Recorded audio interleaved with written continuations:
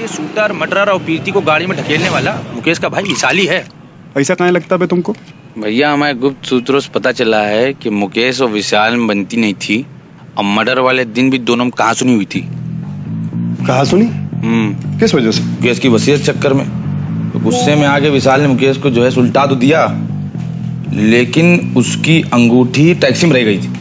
मतलब अंगूठी, मुकेश की वसीयत और जुए घर की उधारी, तीनों बातें विशाल की ओर इशारा कर रही हैं। नहीं। क्यों? इस थ्योरी में दिक्कत है। अगर विशाल ने मुकेश को मारा है तो प्रीति को लेकर क्यों गया टैक्सी तक? पॉइंट। टीपू, हम ना कहते थे खिंची चली आएगी। केक पसंद आ गया या हम? Shut up. दिमाग खराब हो गया क्या तुम्हारा? क्या लिखा था तुमने केक पे? पढ़ा नहीं किया आपने? बिना पढ़े लिखे इतनी बड़ी लॉयर बन गई आप। देखो ज्यादा स्मार्ट मत बनो तुम। स्मार्ट तो बनेगी नहीं। तुमसे बात कर रही हूँ मैं। हमने वही लिखा जो आपके मोहन जी डिजर्व करते थे, और ये तो ये उस पर रिएक्ट कर रही है जो हमने लिखा था। जो नहीं लिखा था वो पढ़ लेती तो मोहन सर मेरी इंस्पिरेशन है। हमारे तो नहीं है। मेरे गुरु जैसे हैं वो। हमारे तो नहीं है। अगली बार ऐसी हरकत की ना तो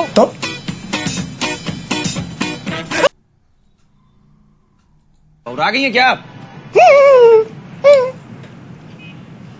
इसी तरह कालिक पोत कर पूरे कोर्ट में घुमाऊंगी। इडियट। So sweet. कौन मैं? नहीं केक। ठीक है फिर। मुकेश के लैंडलाइन रिकॉर्ड्स और विशाल के फोन रिकॉर्ड्स मैं नहीं देती। नहीं। अरे डिंकी, तो कितनी स्वीट है। ले क्रीम रोल खा और बता कैसे मैनेज किया? डिंकी डॉल के बहुत दीवाने हैं लखनऊ में। फोन रिकॉर्ड्स तो क्या, दिल भी निकाल के दे दें। दो।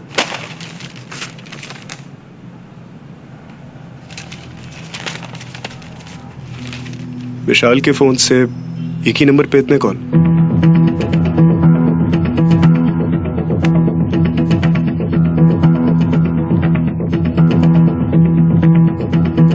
ये तो प्रीति का नंबर है।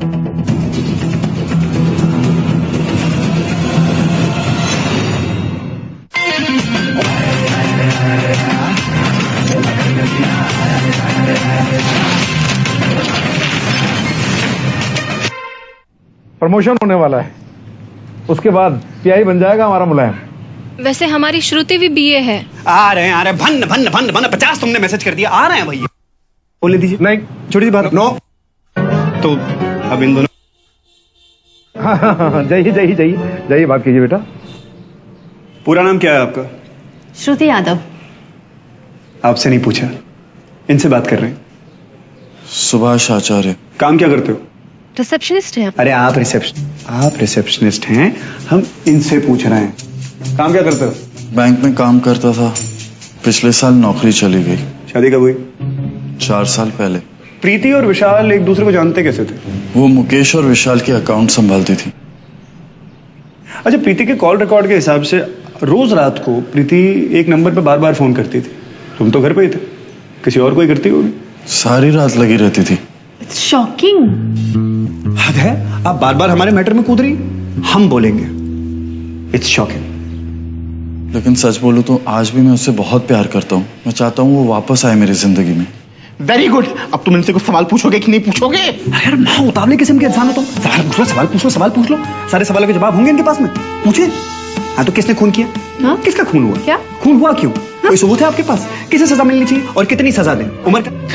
मुझे शादी ही नहीं करनी है। नो श्रुति।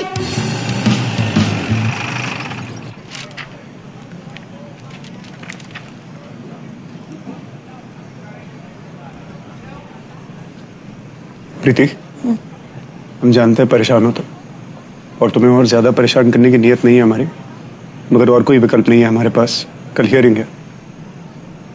कोई बात नहीं सर, पर मुझे यहाँ से निकालिए, मुझे बचा लीजिए। अपनी तरफ से पूरी कोशिश कर रहे हैं हम प्रीति, तुम्हें हमारी मदद करनी होगी। अब जो सवाल पूछे उसका सही जवाब दो, ठीक है? इसे जानती हो? हाँ, ये बहुत फालतू इंसान है। मुकेश जी का छोटा भाई है विशाल। मुकेश जी बहुत परेशान रहते थे इसकी वजह से, उसके फालतू के खर्चे, आवारागर्दी। कितनी अच्छी तरह जानती है उसको? इसका अकाउंट संभालती थी मैं।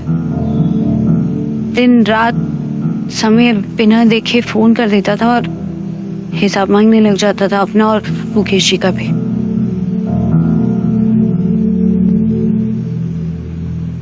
तुमने मुकेश जी को सीसीटीवी बंद करने को कहा? क्यों कहा?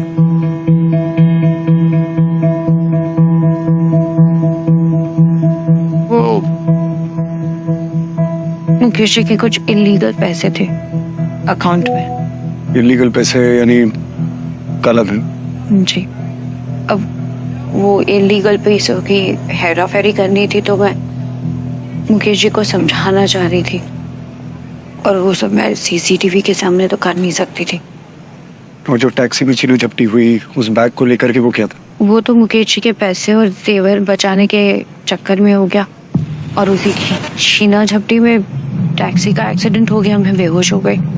फिर होश आया तो मुझे यहाँ पुलिस स्टेशन ले आए।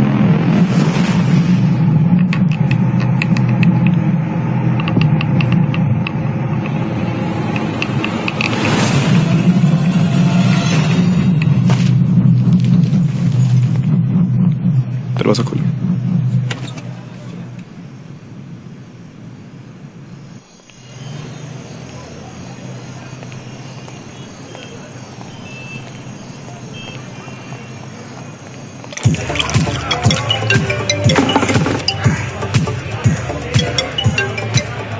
हेलो भैया।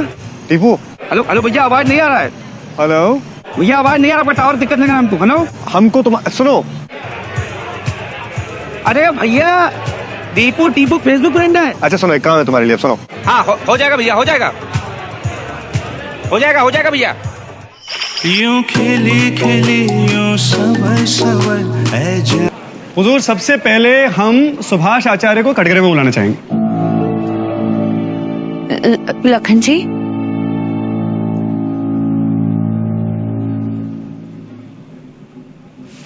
आप चाहिए। हुजूर, केस गोमती नगर की सड़कों जैसा साफ है एकदम। प्रीति आचार्य अपने नकारा, निठल्ले, बोरिंग, बकवास पति को एकदम पसंद नहीं करती थी। इसकी वजह से रिश्ते में काफी कड़वाहट आ गई थी। इस कड़वे माहौल के अंदर इनकी मुलाकात हुई मुकेश के भाई विशाल से, और विशाल जो है वो एक बहुत ही बुरी आदत का शिकार था हुजूर। एक ऐसी आदत जिसने हजारों लाखों परिवार बर्बाद कर दी, जुए की आदत। और मुकेश ये बात अच्छी तरह जानता था, इसीलिए अपने भाई को पैसे नहीं देता था। मगर प्रीति को मुकेश के पैसों के बारे में सब कुछ पता था, और प्रीति और विशाल का थोड़ा बहुत यू नो। प्रीति और विशाल ने मिलकर मुकेश को रास्ते से हटाने की सोची, निपटा देने की सोची। आप क्या बोल रहे हैं? हमने आपको बताया, हमने ये सब नहीं किया है। प्रीति ने सीसीटीवी ऑफ कर दिया। विशाल मास्क पहनकर दुकान के भीतर गया। विशाल ने मुकेश को मार दिया। पैसा, रुपया, गहना सब इनका। सीधा सा केस है हुजूर। ये झूठ बोल रहे हैं, हमारा ऐसा कुछ नहीं है। लेट मी रिमाइंड माई लर्नेड कलीग कि वो प्रीति के लॉयर हैं। उनका काम उन्हें डिफेंड करना है, ना कि सजा दिलवानी। और बिना किसी सबूत के वो मेरे क्लाइंट पे ऐसे बेसलेस एलिगेशंस कैसे लगा सकते हैं? ये क्या चल रहा है? कसरत करने के उम्र में कौन सा नशा करने लगे हो भाई? हुजूर, नशे में वो खूनी है जिसको ये लगता है कि वो हमें यकीन दिला देगा कि विशाल और प्रीति का अफेयर चल रहा था। इन लोगों ने मिलकर मुकेश को मार दिया, पैसा रुपया हड़प लिया। ऐसी चवन्नी छाप कहानी जो कोई उपन्यासकार अपने उपन्यास में ना लिखे। हम आप जैसे महान जज के कोर्ट, सत्य है हमारे पास, और सत्य में विचारों को विचलित कर देने की शक्ति होती है। कोई बात तो क्लियरली बोलो। अभी क्लियर कर देते हैं हुजूर, थोड़ा समय दीजिए। हमारे क्लाइंट सुभाष आचार्य से जरा विचार विमर्श करना है, कुछ सवाल पूछने, शुरू हो जाए। हाँ तो सुभाष जी, जिस दिन मुकेश मरे उस दिन कहाँ थे आप? हम अपने घर पे ही थे। घर पे क्या कर रहे थे? टीवी पे मैच देख रहे थे। कौन सा match? India versus West Indies. इसमें ऋषभ पंत ने कितना मारा? क्या बकवास। 70-80 70 या 80 याद नहीं है। अच्छी बात है, कोई बात नहीं। शायद इसीलिए आपको ये याद नहीं कि ऋषभ पंत असल में खेला ही नहीं था वो मैच। नहीं मगर हो जाता है, इतना सीरियस लेने वाली बात थोड़ी। अगर हम आपसे ये कहें कि उस दिन आप घर पर थे ही नहीं, मुकेश की दुकान पर थे, तो हम मुकेश की दुकान क्यों जाएंगे? अरे भाई, वो आप जाने मैच देखने गए होंगे। आप हमारे वकील हैं, आप ऐसे क्यों बात करें हमारे साथ? आप ही के वकील हैं, मगर वकालत तो सच्चाई की करते हैं ना।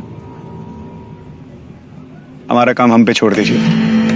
अब बस ये बताइए कि मुकेश की दुकान पर गए क्यों थे आप? योर ऑनर, हम वहां पर नहीं थे। अरे ऐसे कैसे कह रहे हैं नहीं थे? आपकी सेल टावर की लोकेशन साफ बता रही है कि मुकेश की दुकान के आसपास ही थे। अब आसपास थे कि अंदर थे वो तो यही बता सकते हैं। ना अंदर थे ना बाहर थे, क्योंकि वो पॉसिबल ही नहीं है। पॉसिबल कैसे नहीं है हुजूर? इनके सिम कार्ड की पूरी डिटेल निकाल लिया, हमको सब पता है कहां थे कहां नहीं थे। लोकेशन वही बता रही है। जब हम आपको बोल रहे हैं कि हम घर पर थे तो? जब हम आपको बोल रहे हैं कि आप दुकान पे थे तो? और मालूम है आपको कि आपकी पूरी करतूत जो है वो सीसीटीवी में रिकॉर्ड हो गई।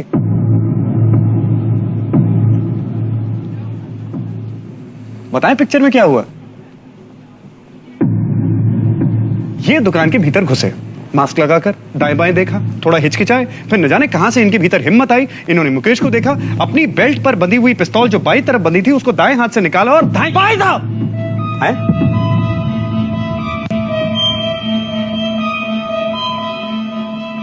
सुभाष, क्या कहा? बाएं हाथ? पिस्तौल बाएं हाथ में थी।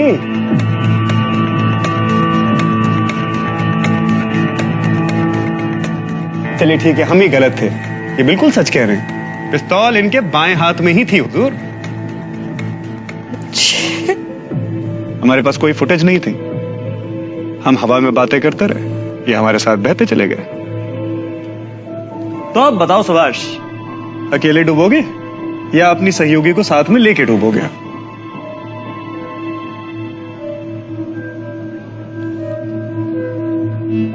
ये सारा प्लान मुकेश की बीवी ममता का ही था।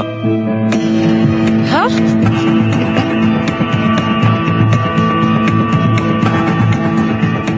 अब इनको देखिए हुजूर, खाली नाम की ममता है ये, वरना ममता का एक अंश भी नहीं है इनके अंदर। बड़ी निर्ममता से इन्होंने अपने पति की हत्या करवा दी। क्या बकवास किए जा रहे हैं आप? मेरा सुभाष से कोई लेना देना नहीं है, और मैंने इसे कुछ नहीं कहा था। जो किया है इसने ही किया है। साक्षी जी, आप कुछ कहती क्यों नहीं है? झूठ, तुम्हारे लिए सब कुछ मैंने किया। मैं तुम्हें छोड़ूंगा नहीं, मैं नहीं छोड़ूंगा।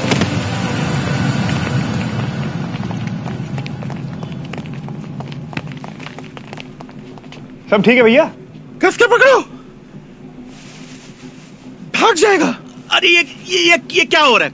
अरे कौन किसका वकील है, कौन किसका डिफेंडेंट है, पता ही नहीं चल रहा। ऑब्जेक्शन योर लॉर्डशिप, ये सारी थ्योरीज के साथ साथ कोई ठोस सबूत भी है इनके पास? है हुजूर, है, ठोस सबूत है। थोड़ा समय दीजिए, सब क्लियर कर देते। ठीक है, जल्दी करो। हम जब पहली बार इनसे मिले हुजूर, तब इनका चेहरा देख के लगा कितने स्ट्रेस में, पसीना सीना निकल रहा था, आंसू आंसू निकल रहे थे। हमको लगा इतने परेशान शायद इसलिए हैं क्योंकि इनकी पत्नी को अरेस्ट कर लिया गया, मगर बात वो थी नहीं हुजूर। वो हमें तब पता चला जब हम जुआ घर गए। 15 दिन बोले थे, 15 दिन हो गए, बाकी का 25 लाख कहाँ है? सब भैया ने दिए ना आधे, बाकी आधे भी निपटा दूंगा। कैसे निपटा देगा? भाई तो मर गया तेरा। सुनो है, हफ्ते भर में पैसा चाहिए, नहीं तो मैं निपटा दूंगा तुझे। चल निकल, जा यहाँ से। टीपू, ये विशाल जैसे जो उधारखोर जुआरी, उनकी लिस्ट मिल सकती है? वहां हमने डिफॉल्टरों की लिस्ट देखी तो उसमें एक नाम था विशाल का, मगर एक नाम और था, और वो इन सज्जन का था, सुभाष का। योर ऑनर, जब हमने सुभाष के कॉल रिकॉर्ड चेक किए तो हमको यह पता चला कि ढेर सारे नंबरों के अलावा इनके कॉल रिकॉर्ड में एक ऐसा नंबर भी है जिनसे ये दिन में 10 दफा बात किया करते थे। 10 दफा। हमने सुभाष का पीछा करना शुरू किया और तब योर ऑनर हमको यह पता चला कि सुभाष जिससे छुप छुप कर बातें करते थे उसी से छुप छुप कर मिलते भी थे, जो कोई और नहीं, ममता थी। प्रीति जी अपने मासूम से पति को गालियां देती थी, ताने देती थी, हैं? ढेर सारी कड़वी कड़वी बातें बोलती थी। तो वो कड़वाहट जो है इस भोले से मासूम से सुभाष के दिल में बस गई, और ऐसी हालत में इनकी मुलाकात हुई ममता से। अब ममता इनका सहारा बनी, इनकी हिम्मत बनी, इनकी ताकत बनी, इनके बीच में एक रिश्ता सा शुरू हो गया। तो दोनों ने मिलकर गेम बजा दिया मुकेश का। ऑब्जेक्शन माय लॉर्डशिप, ये बात अभी तक प्रूफ नहीं हुई है। अब ये देखिए गलत बात है, इतना दौड़े हुजूर आपके लिए, 10 मिनट तो हमारे लिए बनते हैं। बताओ। आ गए हुजूर, बस मुद्दे पे आ गए। अब देखिए, ममता ने जब मुकेश की वसीयत पढ़ी तो उसको यह समझ में आ गया कि अगर विशाल जुए की अपनी ये लत छोड़ देता है तो सब कुछ मुकेश के बाद विशाल के पास चला जाएगा। और फिर एक बुजुर्ग आदमी से शादी करने का फायदा ममता कैसे उठाएगी? तो प्रॉपर्टी को पा लेने की जल्दबाजी में उन्होंने पुलिस की इन्वेस्टिगेशन पूरी नहीं होने दी, उस दूसरे आदमी की खोज पूरी नहीं होने दी। इतना ही नहीं, पुलिस पे प्रेशर डाल के चार्जशीट फाइल करवा दी। पुलिस को जब प्रीति मिली मौका वारदात पर, तो सबूतों से घिरी हुई मिली। बेचारी पुलिस क्या करती? वही किया जो उन्हें करना चाहिए था, प्रीति को अरेस्ट कर लिया। मगर सच तो यह है हुजूर कि विशाल की अंगूठी भी चुराने वाली ममता ही थी। प्लान एकदम सिंपल था, एकदम सीधा प्लान। जिस दिन प्रीति मुकेश की दुकान में जाती है, उस दिन मुकेश को मार दिया जाता है, फिर प्रीति को टैक्सी में ले जाया जाता है और उसके बाद विशाल की अंगूठी को वहां फेंक दिया जाता है और उनके फोन रिकॉर्ड्स के जरिए यह साबित किया जाता है कि विशाल और प्रीति का अफेयर चल रहा था हुजूर, अफेयर। और उस अफेयर के चक्कर में उन्होंने मुकेश को निपटा दिया। और उसके बाद विशाल को लालच आ गया और उसने पैसों के लालच में अपनी महबूबा का कत्ल कर दिया। Full proof plan. मगर इस फुल प्रूफ प्लान में सेंध लगा दी एक छोटे से एक्सीडेंट ने, जो इत्तफाकन हुआ, जिसके बाद उस टैक्सी के ड्राइवर नरेश जी को उस गाड़ी में पड़ी हुई मिली विशाल की अंगूठी, जिसे उन्होंने बेच दिया।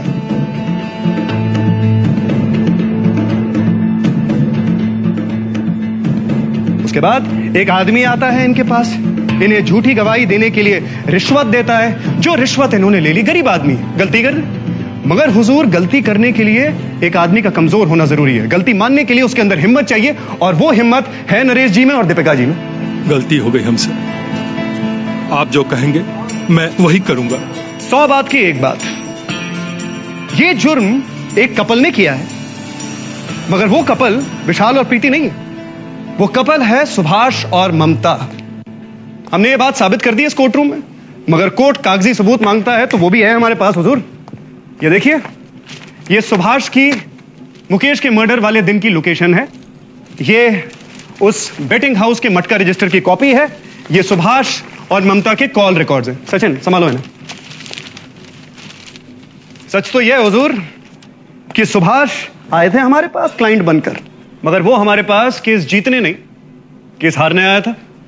क्योंकि उसको लगा था कि एक ऐसा लॉयर जो कोर्टरूम के भीतर कभी घुसा नहीं, एक ऐसा लॉयर जिसने कभी कोई केस लड़ा नहीं, वो कोई केस क्या खाक जीतेगा।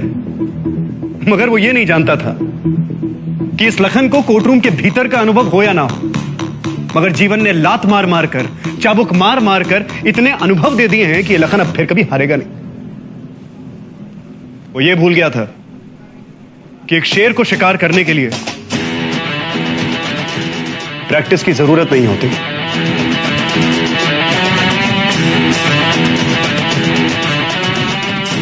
हमारी ओर से इतना ही होगा।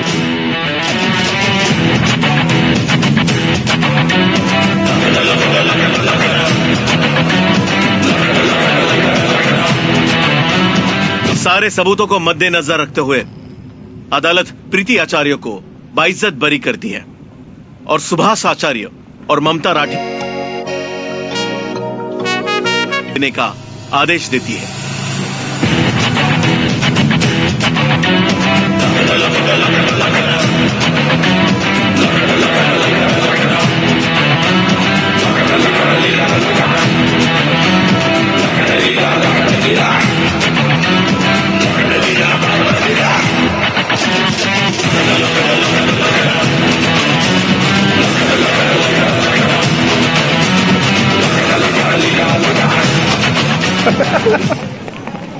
अरे बाप, मुबारक भाई। लोगों को लगता था लखन भैया फ्लावर है, लेकिन लखन भैया तो फायर निकले। अब तुम देखना कि तुम्हारी प्रसिद्धि का जो डंका ना पूरे लखनऊ में बजेगा। अरे लेकिन हमको तो अभी सुनाई दे रहा है।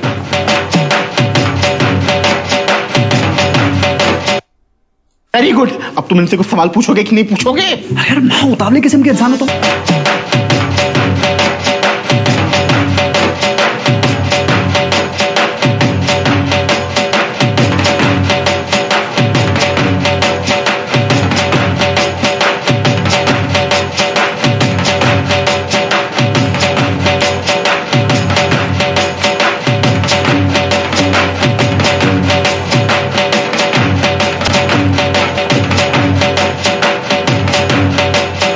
का आखिरी सेलिब्रेशन होना चाहिए। I want to destroy him professionally and personally.